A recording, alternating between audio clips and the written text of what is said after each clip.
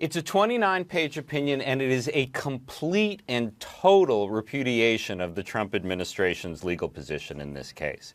It says that the state of Washington and the state of Minnesota have standing. They have the right to bring this case, and they have made a preliminary showing that the executive order is unconstitutional. So the stay put into effect by Judge Robart, the George W. Bush appointee in Seattle, is still in effect.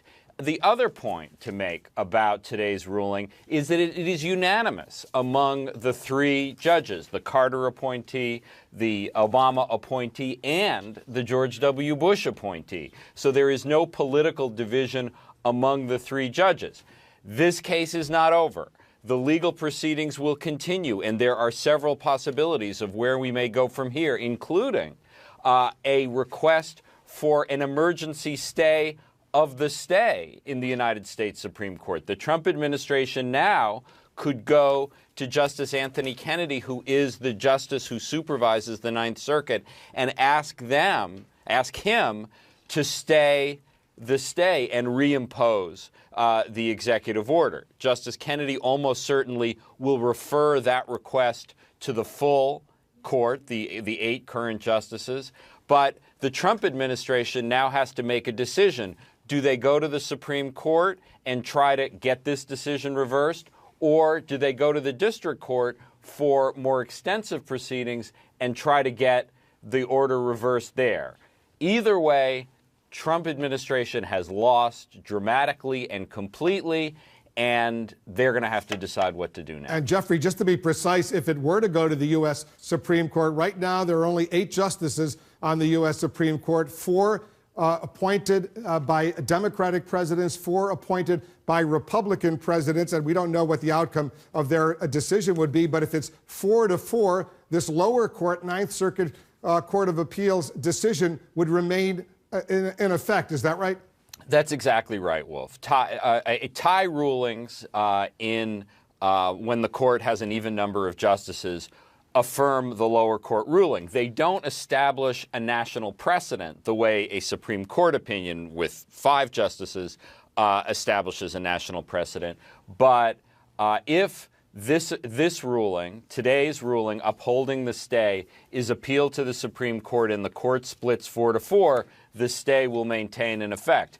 I don't want to overly complicate this story any more than it's already complicated, but remember there are other challenges to the Trump executive order in many other jurisdictions in the United States. So those cases are now going to start bubbling up through the system.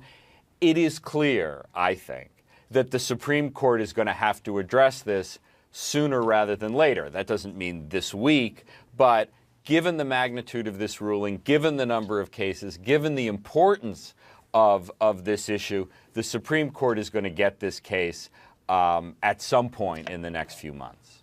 Very quickly, Jeffrey, the fact that it was a unanimous decision by these 3 federal judges, Judge Canby, Judge Friedland, Judge Clifton, how significant is that in considering where to go next? If it would have been, for example, 2-1, would that have made a difference as opposed to a unanimous decision? Well, as a technical legal matter, there's no difference between a 2-1 decision and a 3-0 decision. However, as a political matter, as a matter of sort of the public perception of the 2 rulings, there's a big difference between 2-1 and 3-0, especially when the judges come from different political backgrounds. This decision will have a lot more public credibility because it is unanimous, and I think it complicates the Trump administration's attempt, if they choose to make it, to disparage this decision as simply a political act.